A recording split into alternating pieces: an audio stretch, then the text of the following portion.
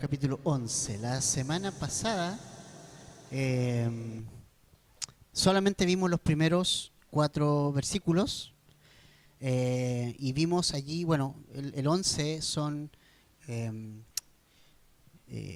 también son contrastes. Recordemos que hasta el 15, hasta el capítulo 15 son contrastes, y dijimos que en este capítulo íbamos a ver principalmente tres aspectos del cristiano, del sabio. Es sabio, el justo, el honesto y también su contraparte, ¿no? El impío, el malvado, el que no es recto.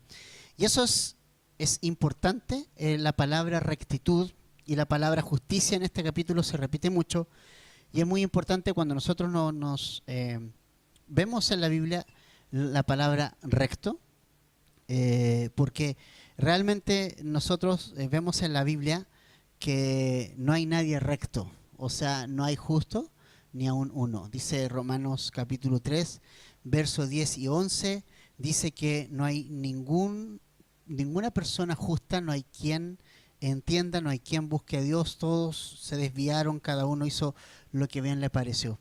Eso es lo que nosotros vimos en esos primeros versículos, que realmente quién es el recto, es honesto, es justo en todo lo que hace. Pero lo importante es que hoy día lo que vamos a ver nosotros es el justo en contraste con el impío, pero vamos a profundizar en esto de la justicia y del justo, porque todos estos versículos que vamos a ver hoy día, del 5 hasta el 11, una de las palabras que más se repite es justicia, y la vemos 1, 2, 3, 4, 5, 6, 7 veces en estos 11 versículos. Por lo tanto, es una idea y un concepto que es importante que nosotros lo veamos y clarifiquemos a qué nos referimos cuando nosotros leemos esta palabra llamada aquí justicia o justo, ¿ya? Entonces, vamos a leer primeramente el versículo 5. Dice: la justicia del íntegro enderezará su camino, pero el impío caerá por su impiedad. La justicia de los rectos los librará, pero los traidores en su codicia serán atrapados. Cuando muere el hombre impío, su esperanza se acaba y la expectación de los poderosos perece. El justo es librado de la tribulación y el impío toma su lugar. Con la boca el impío destruye a su prójimo, pero por el conocimiento los justos serán librados. Con el bien de los justos se regocija la ciudad, y cuando perecen los impíos hay gritos de alegría. Por la bendición de los rectos se enaltece la ciudad, pero por la boca de los impíos es derribada. Entonces, como te diste cuenta, obviamente estos versículos hablan mucho de justo, de justicia, de rectitud. Entonces vamos a ir viendo bíblicamente a qué nos referimos y a qué se refiere la Biblia cuando habla de estos aspectos. Y es interesante el mundo en que nosotros vivimos hoy, ¿no? Porque el mundo que nosotros vivimos hoy nos dice que la verdad es relativa. Ese es el pensamiento postmoderno. Nos dice que no hay verdad absoluta, ¿verdad? Y probablemente te has encontrado con personas que dicen: bueno, lo que tú me estás diciendo es tu verdad, yo tengo otra verdad. Y eso es muy común en nuestro tiempo. Ahora, lo interesante es que cuando tú pones el caso de un hombre que ha violado a una pequeña de 1 año, de meses, de 2 años, de 5 años, y pones ese hecho delante de la sociedad, probablemente la sociedad te va a decir entera, va a condenar ese hecho. Entonces, cuando tú dices mi verdad no es tu verdad, entonces tú podrías cuestionar esa verdad de condenar a un hombre que está violando a una pequeña de 9 meses, de 1 año. ¿Cuál es? Si no hay ninguna verdad, si no hay ninguna regla con la cual medir, entonces ¿por qué podría condenar a un hombre por violar a una niña de 9 meses, de 1 año? ¿Por qué? ¿Por qué la sociedad puede juzgar a un hombre así? Y lo hace. Está muy de moda las funas, veníamos hablando ahí. Hoy hay funas por cosas así. ¿Por qué? Porque la gente tiene dentro de sí misma una apreciación de justicia de alguna u otra manera distorsionada en parte, pero sí hay algo en el fondo del hombre que le dice hay cosas que están malas. Y eso se llama que Dios nos ha creado conforme a su imagen y a su semejanza. Está ese sentido dentro de nosotros. Pero lo curioso es que esos argumentos quedan obsoletos cuando hay un hecho así. ¿Te fijas? Entonces no es tu verdad o mi verdad. Hay una línea recta, hay una regla con la cual medir. Y esa es la regla que Dios ha trazado. Entonces cuando nosotros decimos justo, bueno, ok, vamos a ver la Biblia y veamos en la Biblia qué nos dice la Biblia respecto a lo justo. Y la Biblia nos da una, pero categórica respuesta de quién es justo. Por favor, vamos a Romanos 3, 10 y 11. A ver si lo podemos poner en la pantallita ahí. Romanos 3, 10 y 11. Dice, como está escrito. Cuando el Nuevo Testamento dice como está escrito, se está refiriendo al Antiguo Testamento. Es decir, esta es una verdad antigua testamentaria y neotestamentaria. Viene arrastrándose de la Biblia desde siempre. No hay justo ni aun uno. Y luego dice, no hay quien entienda, no hay quien busque a Dios. Entonces ahí puedes entender cuál es el concepto de justicia que Dios tiene en mente. La justicia que Dios tiene en mente es una justicia que no permite nada de maldad, cero maldad, nada. Es santo y su justicia es esa. Por eso, bajo la regla de Dios, su regla, su norma, esa es la norma, ese es el parámetro, ahí está la verdad. No existe esto de que la verdad es relativa, la verdad es lo que Dios dice. Y Él dice qué cosas están bien y qué cosas están mal. Entonces, ante Dios, ¿quiénes son justos? Ninguno. Entonces, por eso es que con nosotros cuando leemos la Biblia, tenemos que verla en conceptos, ideas y contexto de la Biblia completa y no malinterpretarla. ¿Ya? Los justos no son las personas de este mundo, no somos nosotros, no somos justos nosotros. Podemos llegar a serlo, eso sí, pero lo primero que nosotros debemos de entender es que la única justicia que Dios va a reconocer es la que proviene de sí mismo. Él no puede reconocer la justicia humana porque es caída. La única justicia con la que Dios va a reconocer es la que proviene de Él mismo. Entonces, lo primero que el hombre debe entender para ser justo, porque no somos justos, pero podemos llegar a ser declarados como justos, es entender esa realidad, que no somos justos, que no somos justos. Y esto es muy importante. Nosotros estábamos casados con el sistema de la ley de Dios antes de venido Cristo. Teníamos un matrimonio y dice Romanos eso, que estábamos en un matrimonio casado con alguien, como era la ley de Dios con el pecado, y no podía morir en nosotros. Nosotros no podíamos hacer morir eso. Éramos esclavos del pecado. Entonces lo que tiene que hacer Jesús es venir, tomar mi lugar y alinearnos con la idea de que somos pecadores, alinearnos con esa idea de que hemos fallado a Dios, de que no somos justos. Tenemos que alinearnos a esa idea. Entonces dice Romanos también que Dios dice que toda boca se calle. Dice, hemos acusado a judíos y a gentiles para que toda boca se calle. O sea, Dios nos manda a callar. Y nos dice, ey, momentito. No, pero es que yo hice... No. No, eso no vale, no cuenta. Eres pecador. Entonces, antes de ver estos versos, necesitamos entender quiénes son los justos. ¿Quiénes son y de qué hablamos cuando hablamos de justicia y justos o rectos? Necesitamos entender eso. Entonces, para entender eso, necesitamos primero saber cuál es el parámetro de justicia. Y el parámetro de justicia lo pone Dios. Y Dios nos dice a nosotros que en Romanos 10, como lo acabamos de leer, que no hay justo ni aun uno. O sea, Él nos dice, no es posible que el hombre sea justo luego de Adán. ¿Ok? No es posible.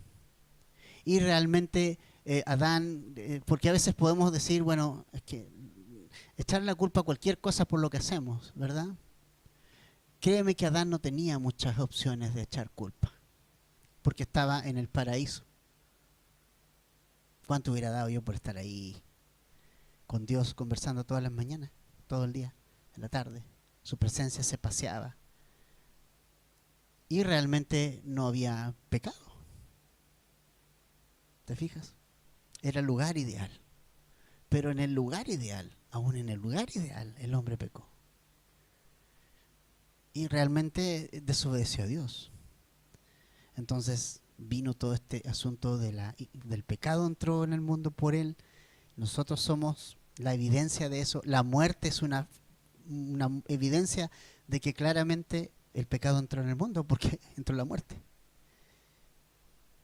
Imagínate lo que significa eso. La muerte es cada vez que vamos a un funeral, a un velorio, nos recuerda el Señor y nos dice, esto es porque hubo pecado en el mundo.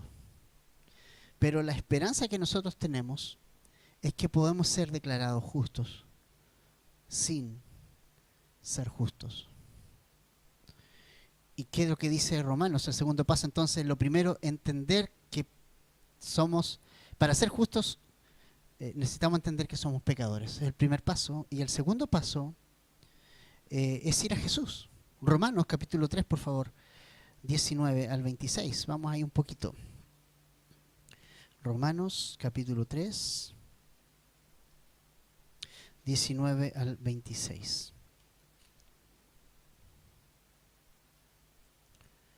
Nos dice lo siguiente. Ahora bien, dice, sabemos que cuanto la ley, dice la ley, lo dice a los que están bajo la ley, para que toda boca se calle, ¿ves? Y todo el mundo sea hecho responsable ante Dios. ¿Te fijas? O sea, todos nosotros somos responsables delante de Dios. No hay nadie que no lo sea. Alguien puede decir, no es que yo nací en un hogar así, nací en un hogar así, nací en la tribu de los africanos que no conocían nada. No, no, todos dice que todos son responsables delante de Dios. Dice, porque por las obras de la ley ningún ser humano será justificado delante de él, pues por medio de la ley viene el conocimiento del pecado. O sea que la ley me mostró que yo estaba en pecado, y dice la Biblia que la ley vino a revivir incluso el pecado en mí. Lo vino a revivir. Como que lo vino a hacer más patente. O cuando te ponen el letrero no pisar el pasto, ¿qué te pasa ahí? ¿Te fijas? Dan deseo de pisarlo más. ¿O no? Si te ponen el 120, dice no, 125, 130, porque esa es nuestra naturaleza. Nos ponen las reglas y estamos pensando en violar las reglas. Me acuerdo que hace años atrás Madonna provocó todo un revuelo, los ochenteros van a entender eso, cuando dijo las reglas están hechas para romperlas. Y está en acuerdo con lo que dice la Biblia. La Biblia dice que las reglas las rompió el hombre y tiene la tendencia a romperlas. Eso es real. El tema es que ella lo decía como onda así, no importa, pero tenía razón. El hombre rompe las reglas de Dios. Y mientras más la ley nos muestra lo que somos, más aparece ese deseo de romper las leyes. Es una cuestión natural. El niño, cuando le dicen no metas el dedo ahí, lo va a meter. Lo mejor que podemos hacer es no decirle nada mejor, porque tú le dices esto y como que lo hace más. Esa es nuestra naturaleza. Ahí lo vemos. Entonces, dice el 21 luego, aparte de la ley, la justicia de Dios, no la de nosotros, ha sido manifestada, confirmada por la ley y los profetas. Esta justicia de Dios, por medio de la fe en Jesucristo, es para todos los que creen. O sea, fíjate que esa justicia es ajena a nosotros, pero nos toca a nosotros. Si nosotros creemos en Cristo, entonces esa justicia nos es impartida a nosotros, nos es dada a nosotros. No somos justos, pero es dada esa justicia a nosotros, ¿no? Dice el 23, por cuanto todos pecaron y no alcanzan la gloria de Dios. No alcanzan, ¿cierto? Estamos en bancarrota. Todos son justificados gratuitamente, dice luego, por su gracia, por medio de la redención que es en Cristo Jesús, a quien Dios exhibió públicamente como propiciación por su sangre a través de la fe, como demostración de su justicia, porque en su tolerancia Dios pasó por alto los pecados cometidos anteriormente para demostrar en este tiempo su justicia, a fin de que Él sea justo y sea el que justifica al que tiene fe en Jesús. Entonces, el 28 es muy importante.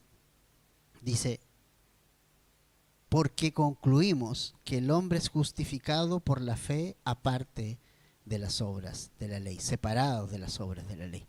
Entonces, volviendo a nuestro pasaje, el resultado de eso es rectitud y justicia. O sea, el recto y el justo sin Cristo no existe. Solamente en Cristo podemos llegar a ser justos ante Dios. Y esa justicia va a manifestarse en una vida espiritual, en la práctica, en nuestro alrededor, porque es desde adentro hacia afuera. Yo creo que muchos cristianos cometen el error, pero básico, un error básico. Y yo lo cometí cuando también comencé en Cristo. Yo pensé, bueno, me entrego en Cristo ahora, pero de aquí en adelante sigo teniendo el control y sigo tratando de agradar a Dios. Luego entendí que no era así. En tus fuerzas nunca vas a poder agradar a Dios. Tú nunca vas a poder hacer cosas que a Dios le agraden cuando vienen de ti. Porque nada de lo que tú hagas con tu esfuerzo, déjame decirte, que impacta a Dios de alguna u otra manera. Lo único que hace eso es traerte frustración. Y más frustración e injusticia, porque empiezas a mirar al que no hizo lo que tú hiciste. Y empiezas a mirar al que no hizo lo que tú hiciste y empiezas a compararte con lo que no tienes que compararte porque piensas que de alguna manera Dios te debe una explicación por qué bendice a uno y por qué no bendice a otro. Y no te la debe. Realmente Dios bendice al que quiere. Y eso es muy importante. Nosotros somos justos por una justicia ajena, ¿ok? Por Cristo. Él nos dio su justicia, nos impartió su justicia. Y ahora Él puso su espíritu en nosotros. Y el espíritu es el que va a producir el cambio en mí. El espíritu es el que va a hacer la obra en mí. El espíritu es el que va a traer convicción a mi vida para dejar lo que yo tenía que hacer, para dejar estas cosas, el pecado y dejar la maldad y dejar todas esas cosas. El espíritu me va a hacer eso. No es mi fuerza. Entonces cometemos el error de decir, creí en Cristo, pero ahora voy a tratar de portarme bien con Dios, ahora sí voy a ir a la iglesia, ahora sí voy a orar. Y te das cuenta que empieza la cosa de nuevo a hacer una rutina y fácilmente te condenas. Pensaba orar a las 5 de la mañana y no me dio para despertar a esa hora. Y yo hice muchas cosas en mi vida. Yo recuerdo que probé de todo cuando el ministerio, y mi esposa lo sabe, mi familia lo sabe, mi esposa lo sabe, cuando el ministerio no era muy fructífero, probé de todo, créanme que sí. Levantarme a las 5 de la mañana a orar, a lo mejor el problema está en eso, levantarme temprano a orar, acostarme tarde orando, y pensaba eso. Y lo único que quería el Señor era me decía, Edgardo, basta. ¿Tú crees que tú puedes comprarme? Y me dice, disfruta de mí. Me habló el Señor. Suelta, hombre. ¿Esto es tuyo? ¿O es mío? ¿De quién depende? ¿De mí o de ti? De ti, Señor. ¿Ok? Entonces, a veces tenemos esa cosa de que necesitamos hacer cosas y esforzarnos. No, no, no. Mi yugo es, ¿qué dijo Jesús? Es fácil y mi carga es ligera. ¿Sabes cuándo se pone pesada? Cuando tú quieres hacer... Supongamos que el buey está aquí con la... Bueno, no es el buey, pero es Jesús. Está con el yugo. ¿Sabe lo que es un yugo, cierto? Todos somos sureños. Okay. Está el yugo aquí, ¿cierto? De madera. Entonces, dice Jesús, yo lo llevo. Yo lo llevo. Tú simplemente ponte al lado. Ponte al lado. Ahora, ¿cuándo se pone difícil el tema? Cuando el que lleva el yugo va para un lado y yo quiero ir para el otro. Entonces, cuando se pone difícil la cosa y se te pone la carga pesada como cristiano, es porque has estado empeñado en llevar el yugo tú. En tú llevar la dirección, en querer hacer tu propia voluntad. Por eso es pesado. Ser cristiano no es para nada pesado. Es liviano. El tema es que tienes que someterte al yugo del Señor y tienes que ir donde Él va. Necesitas depender de Él. Entonces nosotros, como le ponemos nuestras propias fuerzas, queremos irnos para el lado. Si queremos hacer nuestras propias cosas y lo hacemos a ñeque y finalmente forzamos al Señor, y el Señor que ni se mueve. Él quiere llevarnos donde Él está, y por eso nosotros, como queremos hacer nuestras cosas en la fuerza, entonces nos cansamos, obvio. Y ahí está el Señor esperando que tú te canses para que recién ahí digas, ya Señor, voy donde tú vas. Y eso es liviano, porque la carga la lleva el Señor, no nosotros. ¿Te fijas? Entonces, necesitamos entender eso. Esta vida que nosotros estamos leyendo aquí, este versículo, el 5, nos dice en Proverbios 11, la justicia del íntegro enderezará su camino. Es decir, Cristo va a enderezar tu camino. ¿Ok? No lo trates de enderezar tú. Tú no lo enderezas. La justicia lo endereza. Cristo lo endereza. Él es la regla, Él es la medida, Él te va a guiar. Él puso su espíritu en nosotros. Recuérdate que Efesios 1, 13 y 14 dice que desde el momento que nosotros creímos, el Señor puso su sello, el Espíritu Santo en nuestro corazón y nos ha sellado para Él. Y eso pasó cuando nosotros fuimos y respondimos al Evangelio. Y desde adentro endereza nuestra nueva vida. Por eso dice el verso 5 que en la justicia enderezará nuestra vereda. Y me gusta eso, y nota eso, y reflexiona en eso. Dice, la justicia de los rectos los librará. Dice el 5, perdón, la justicia del íntegro enderezará su camino. O sea, fíjate, el recto es recto, pero está chueco. ¿Te fijas el detalle? No sé si te fijaste del detalle. Dice, leámoslo de nuevo. La justicia del íntegro, estamos hablando de la justicia de alguien íntegro, enderezará su camino. O sea, estamos chuecos. Uno podría decir, pero si ser íntegro es ser recto. No, aquí está diciendo que el íntegro está chueco igual. Necesita enderezarse. Porque el íntegro no es el perfecto. El justo no es el perfecto. El justo es el que ha creído en Cristo por la fe. Entonces, necesitamos enderezar. Esa justicia enderezará el camino. Es Cristo el que va a enderezar nuestros caminos. El que nos va a guiar y dice, ven, confía en mí. Yo voy a hacer lo que tú no puedes hacer. Yo voy a hacer lo que tú nunca has podido hacer. Si nosotros no podemos, chiquillos, mis hermanos. Nosotros tratamos de hacer cosas. ¿Cuántas veces lo hicimos? ¿O no? Cuando venimos a Cristo, de repente, ¿cuántas veces intentamos, muchos de nosotros a lo mejor, hasta dejar de fumar rápidamente, ¿no? Por miedo a los demás. Y hay que dejar de fumar. Bueno, vamos a tratar de dejar de fumar y tratando de que nadie nos vea cuando lo hacíamos. Y teníamos el temor al pastor y en todas esas cosas. Y realmente Dios, Él lo va a hacer. Cuando Él lo hace, es maravilloso. Porque Él te lo saca poderosamente desde ti. Ayer escuchaba una entrevista a Alice Cooper. ¿Quién conocen a Alice Cooper? Los rockeros ochenteros lo conocen. Alice Cooper, él fue un rockero ochentero bien loco. Tenía un arte así, una puesta en escena bien particular. eh, y tenía su banda y todo. Y él decía que él perdió el control, él perdió todo con este asunto de las drogas, y comentaba cómo él tenía una piedra de coca, decía, en la casa, y droga de todo tipo.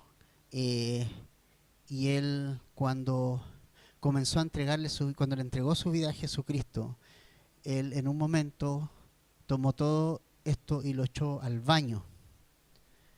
Fue el Espíritu que lo impulsó, y desde ese día él decía, nunca más en su vida ha vuelto a las adicciones. El médico le dijo, tú eres un adicto crónico, tú vas a volver a esto después de unos años. Han pasado años y no ha vuelto. Y él dijo, eso es el Espíritu Santo. Y él lo dijo, no fui yo. Pero te fijas que muchas veces hasta la Biblia la malinterpretamos en esto, porque no leemos bien. La justicia del íntegro, Cristo, va a enderezar nuestro camino, porque estamos chuecos. Vivimos tomando decisiones malas, vivimos enchocando nuestro camino, y necesitamos a Cristo para enderezarnos. Y debes reconocer que tomamos decisiones chuecas, que no debimos hacer, cosas que no debimos hacer, pero ahí está Cristo para enderezarte, para poder atraerte al camino de vuelta y mostrarte por dónde tú tienes que ir. Entonces la justicia de Cristo es la que nos endereza, pero nos endereza por dentro, porque somos naturalmente torcidos. Nos endereza por dentro, porque nuestro problema está dentro. Él nos endereza el corazón, lo pone en su línea, lo atrae a su línea. Nosotros vamos doblando y Dios nos vuelve a enderezar. La justicia de Cristo en nosotros nos vuelve a enderezar.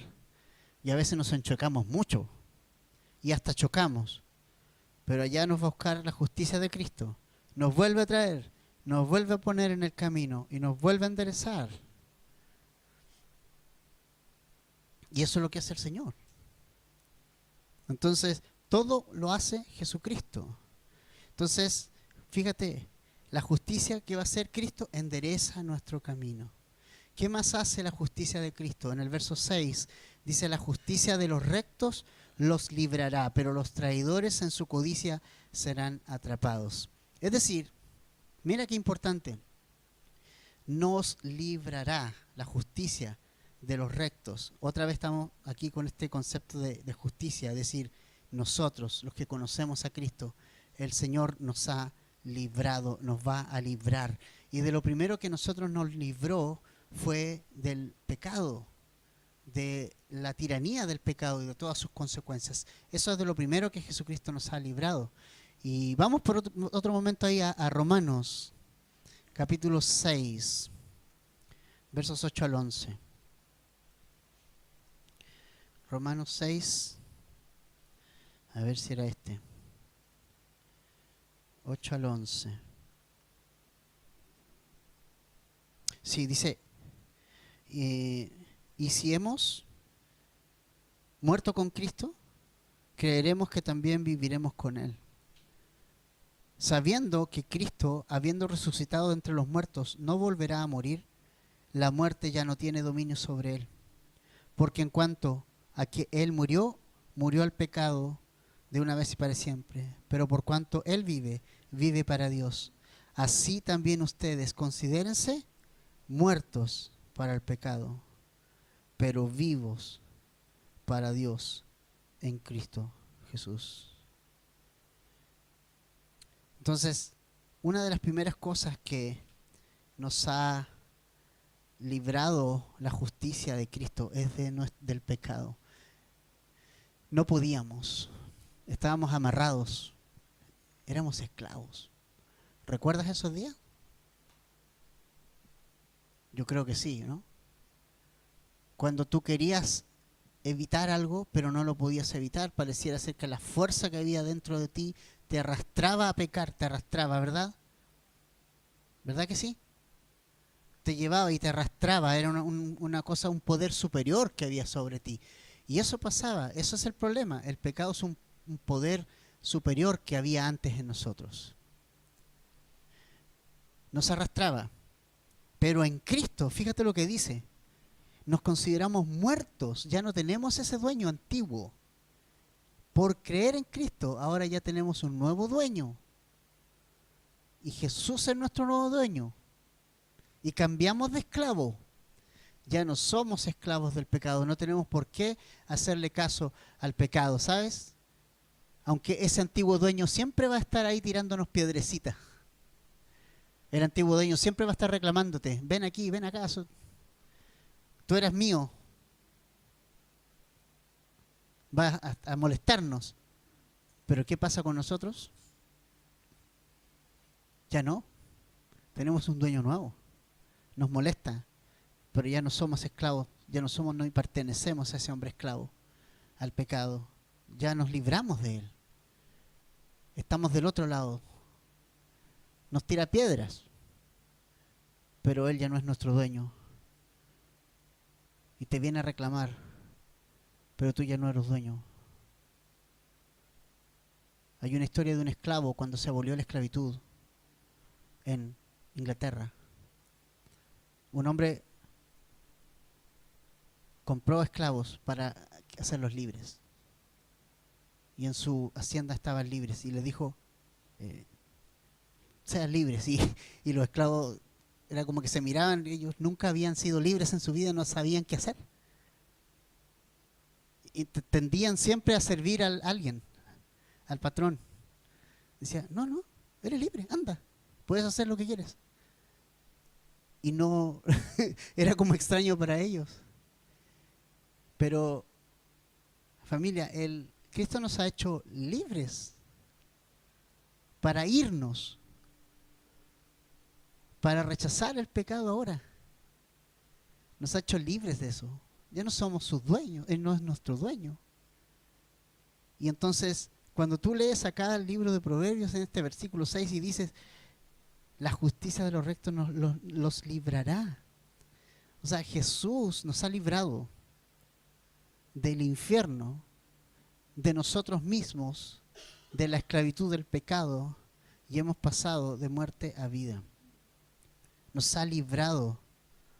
Pero hay personas que todavía están en oscuridad sin Jesús, no son libres, están atrapados en sí mismos, son presos. Jesús dijo en Juan 8, 34 44, dijo lo siguiente, le dijo a algunos religiosos que habían creído en él, le dijo, si ustedes no, si el Hijo os libertare, recién ahí serán libres, dice. Y entonces ellos se enojaron y dijeron, nosotros no somos esclavos de nadie, decían ellos, ¿no? Y Jesús le dijo, pero si ustedes dicen que son hijos de Abraham, pero yo les digo, si ustedes fueran hijos de Abraham, creerían en mí. Creerían en mí. Eso hace un hijo de Abraham. Cree por fe en Cristo.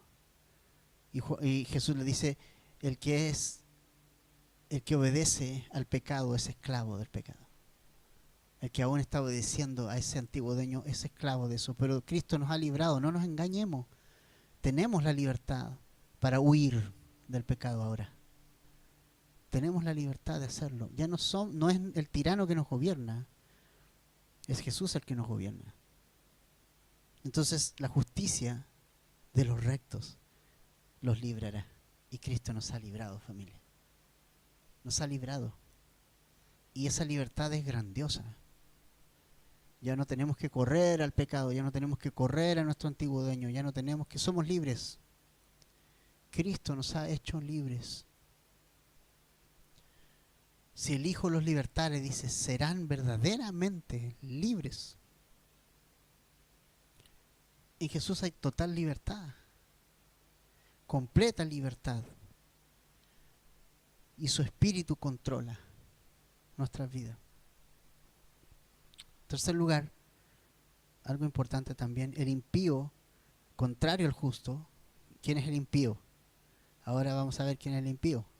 El justo era el que creyó en Cristo. El impío es el que aún permanece en la condición pecaminosa sin reconocer a Cristo en su corazón. Ese es el impío. ¿Y qué pasa con el impío? ¿Qué dice el versículo 7? ¿Qué pasa con el impío? Cuando muere el hombre impío, su esperanza se acaba y la expectación de los poderosos perece.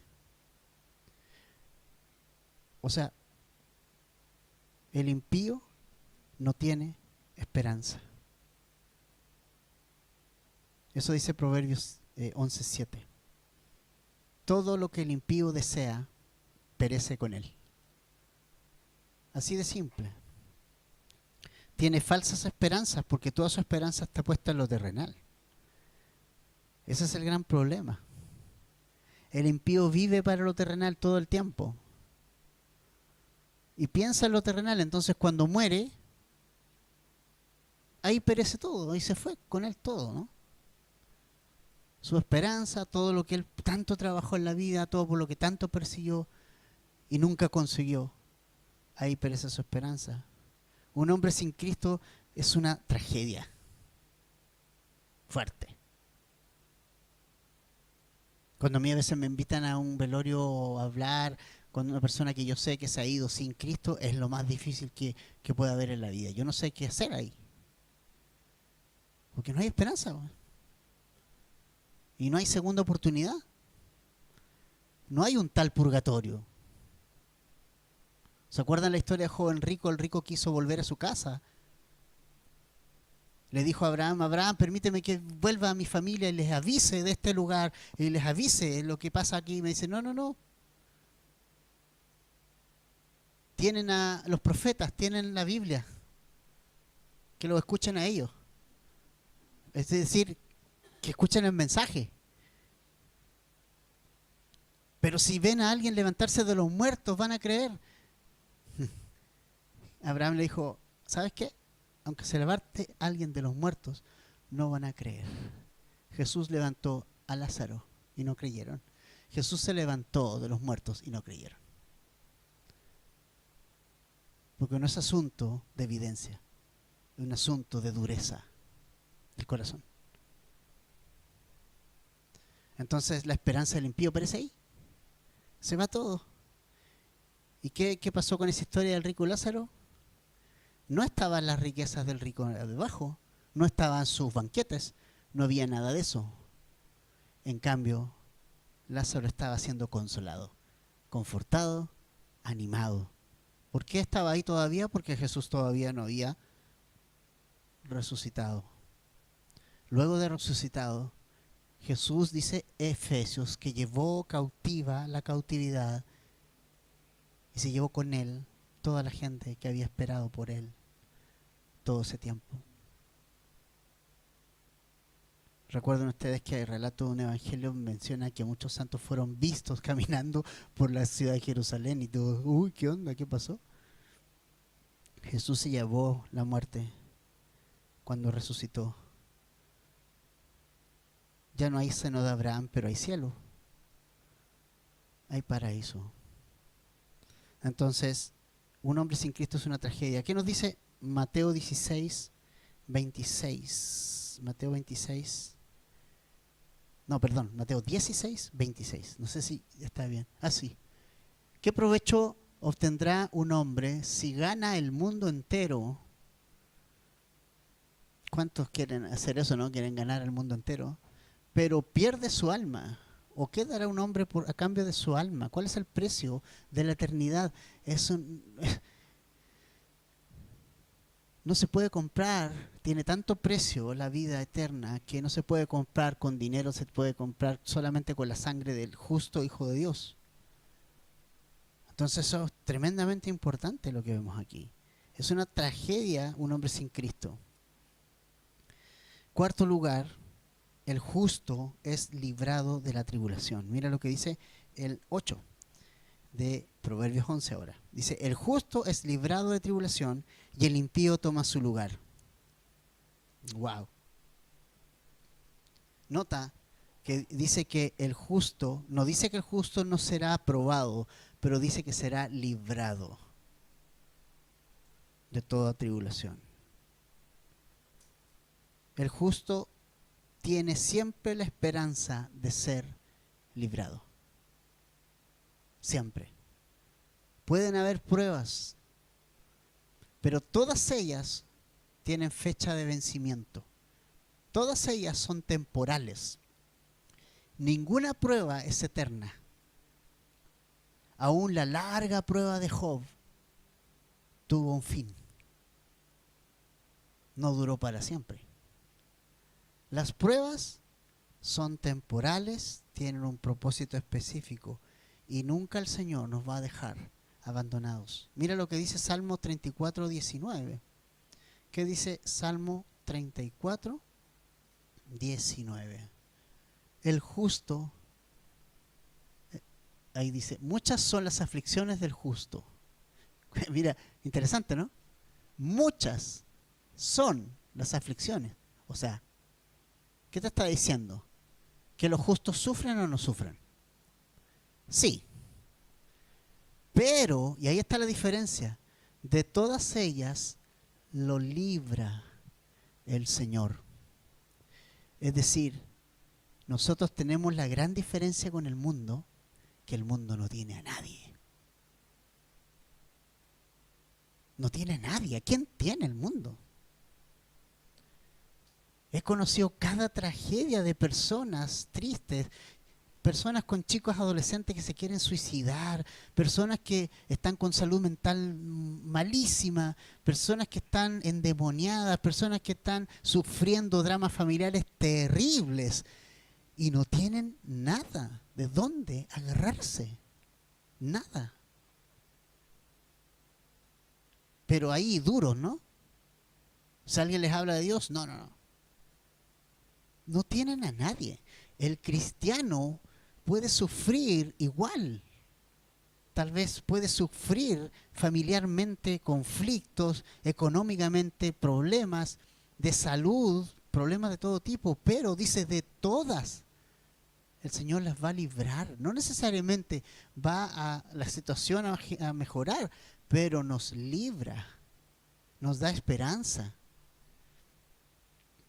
Hay una esperanza de que hay alguien con nosotros, de que nos protege, de que está con nosotros. Hay una esperanza de que estamos sufriendo no en vano, hay un propósito.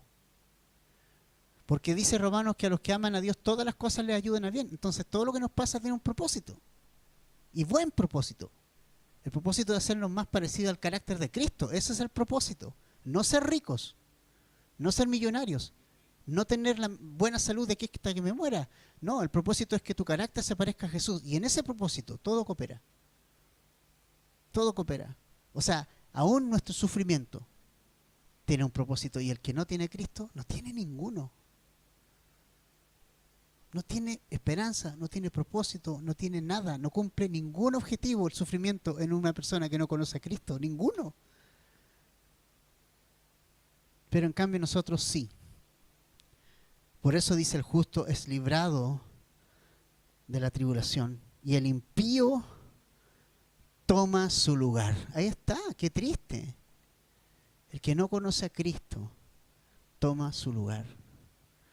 El que no conoce a Cristo sufre y no tiene esperanza.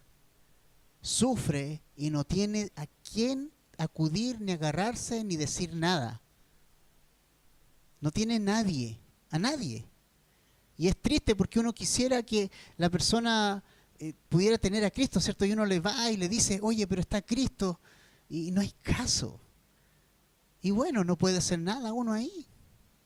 Somos así. Llegamos a Cristo con dolor muchos de nosotros, ¿o no?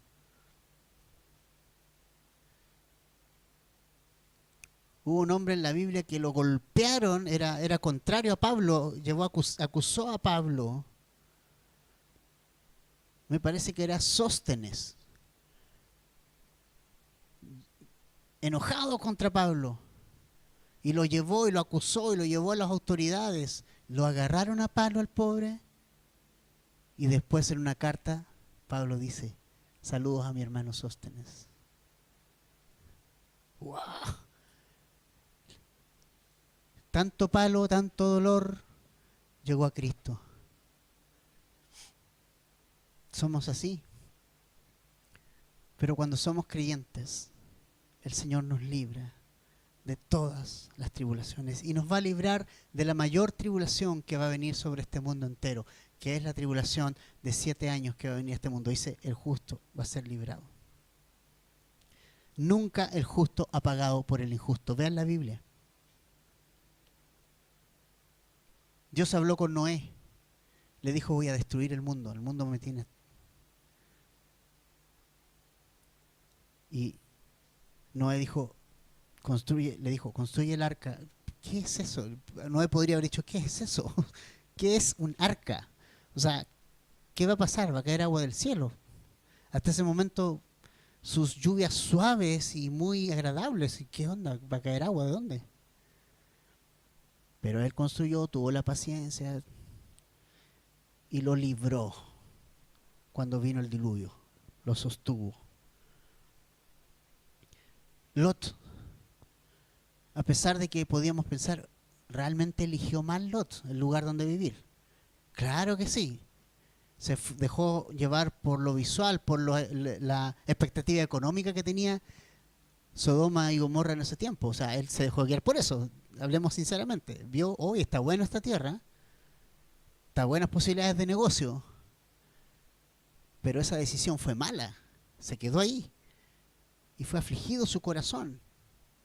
Pero me gusta como dice la Biblia, porque a pesar del error que cometió al vivir ahí, dice, y Dios libró al justo Lot. ¿Te das cuenta que no es lo que hacemos? Él es justo porque él creyó en Jesucristo. Obviamente es lo mismo, como paralelo. Creyó en Dios, en su salvación. Y el Señor, ¿qué hizo? Antes de lanzar fuego, a Abraham le dio una lección muy importante en ese momento. Dice, mira, Abraham, yo voy a hacer esto, yo voy a destruir esta ciudad, pero, le dijo, voy a sacar a Lot.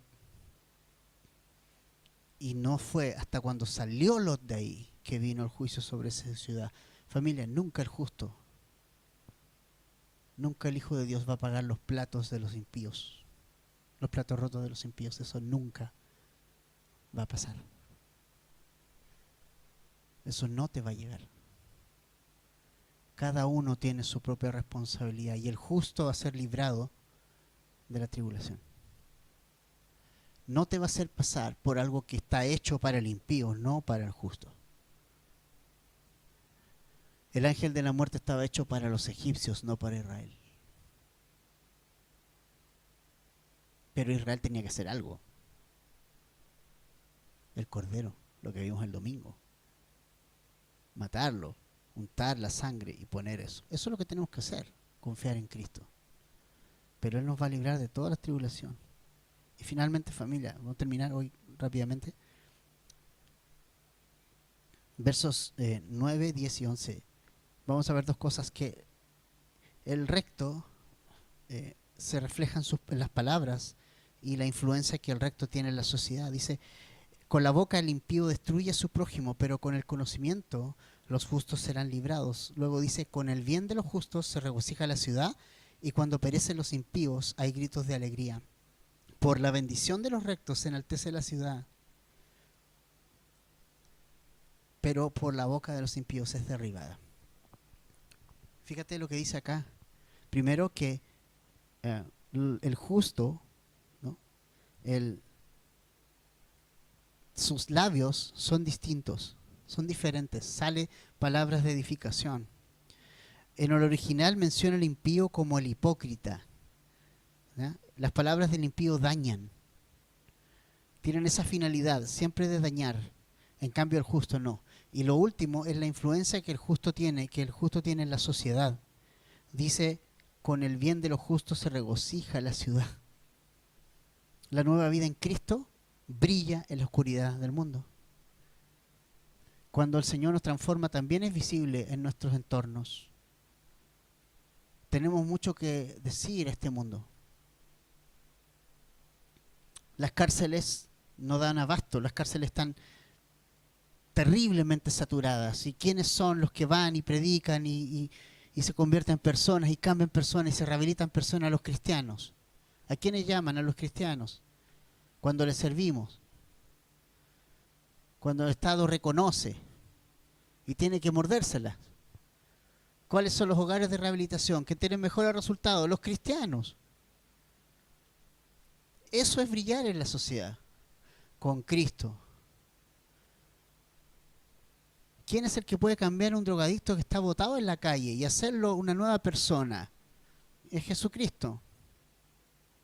La influencia que la iglesia tiene en la sociedad no viene como parte de un programa político de iglesia, ni siquiera un programa de iglesia, viene producto de mi apego a Cristo. Mi apego a Cristo va a provocar eso. Me apego a Cristo y el poder del Espíritu va a lograr eso. 12 personas cambiaron, influenciaron la sociedad entera. El libro de los Hechos cambió el mundo entero, hasta nuestros días. O sea, nosotros estamos aquí por lo que pasó hace más de 2000 años atrás en el libro de los Hechos. Por eso estamos aquí nosotros. Por los viajes de Pablo. Una persona, Bernabé, Pablo, algunos otros por ahí, que salieron y llevaron a Cristo donde estuvieron. No tenían poder, ninguno, humanamente, ningún poder. De hecho, Dios le quitó el poder que tenía Pablo. Pablo tenía poderes. ¿Qué tenía en sus manos cuando iba a camino a Damasco? ¿Qué tenía en sus manos? Poderes para agarrar a todas las personas, los cristianos, y encerrarlos. Tenía poderes, Dios se los quitó. Tenía títulos, Dios se los quitó. ¿Para qué? Para que entendiera el poder de Dios y el Espíritu Santo. Y lo estuvo trabajando en la bajo sombra por muchos años, hasta que entendió que no es con ejército, que no es con fuerza, que no es con tu poder, que es con el Espíritu Santo, dice el Señor de los ejércitos, Zacarías 4:6. Es con el Espíritu. Y no me cabe duda que hay mucha gente que tiene muy buenas intenciones en hacer muchas cosas, pero no van con el Evangelio, van con otra cosa. Y tampoco buscan el poder del Espíritu, buscan su poder. Y hacerse poderosos desde lo institucional. Pablo no necesitó de nada excepto el Evangelio y el poder del Espíritu. Eso cambió la sociedad. Y eso, familia, va a cambiar la sociedad que nosotros vivimos hoy. Y necesitamos aprovechar las oportunidades que se nos están abriendo para hacer algo. Porque ¿sabes qué? La gente está requete contra desesperada. Los colegios están requete contra desesperados. Cuando fuimos con los Jusores el año pasado, todas las personas que nos estaban hasta acá desesperanzados total, sobrepasados, los padres desesperados. Y realmente lo único que ellos necesitan es el Evangelio y el poder del Evangelio. Entonces, la bendición de los rectos enaltece a la ciudad. ¿Quiénes son los rectos de nuevo? Los cristianos.